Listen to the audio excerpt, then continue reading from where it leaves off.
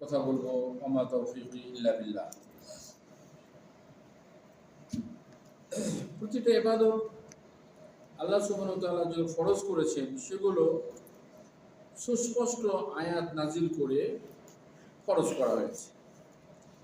নামাজ ফরজ করার জন্য আয়াত আছে, তেমনিভাবে যাকাতের কথা, তেমনিভাবে রমজানের রোজার কথা, আবার হজের কথা, মা বাবার সম্মান করা, মা বাবার প্রতি দয়া পরবশ হওয়া, সব কিছুই পবিত্র আল কোরআন কারীমের মাধ্যমে আমাদের উপর বাধ্যতামূলক করা হয়েছে অনেকগুলো, আবার কিছু কিছু আপনার সুন্নাত হিসেবে আপনার সেগুলো বিধান হিসেবে উম্মতে মুহাম্মাদিয়ার শরীয়তে রাখা হয়েছে।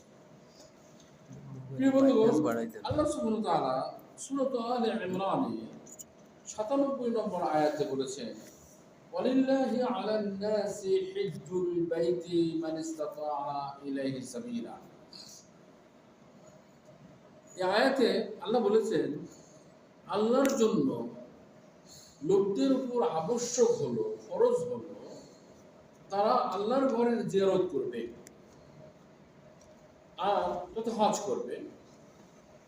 আর সেই লোকগুলো তারাই যারা আল্লাহর ঘর পর্যন্ত আসতে সামর্থ্য রাখে, বুঝলেন?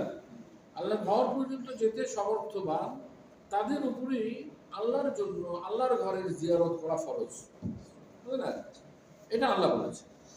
এই আয়াতের মাধ্যমে জমহুর তথা অধিক সংখ্যক ওলামাদের মতামত হলো যে এই আয়াতের মাধ্যমে হজ নামক ইবাদতটিকে ফরজ করা হয়েছে। আবার কেউ কেউ বলেছে সূরাতুল বাকারাতে ১৯৬ নম্বর আয়াত আছে, যে আয়াতটি হলো ওয়াতিমুল হজ্জা ওয়াল উমরাতা লিল্লাহ, যে এই আয়াতের মাধ্যমে হজকে ফরজ করা হয়েছে। অর্থ হলো তোমরা আল্লাহ সুবহানাহু ওয়া তাআলার উদ্দেশ্যে হজ এবং উমরা আদায় করো, পরিপূর্ণ করো। তামাম মানে কি? পূর্ণ করা। তো তবে বিশুদ্ধতম বা প্রাধান্যযোগ্য মত হলো প্রথমের আয়াত, তথা ওয়ালিল্লাহি আলান নাসি হিজ্জুল বাইতি মান ইসতাতাআ ইলাইহি সাবিলা, এই আয়াতের মাধ্যমে হজকে ফরজ করা হয়েছে। প্রিয় বন্ধুগণ, এটা একটা কোরআন, পবিত্র আল কোরআন কারীম থেকে দলিল।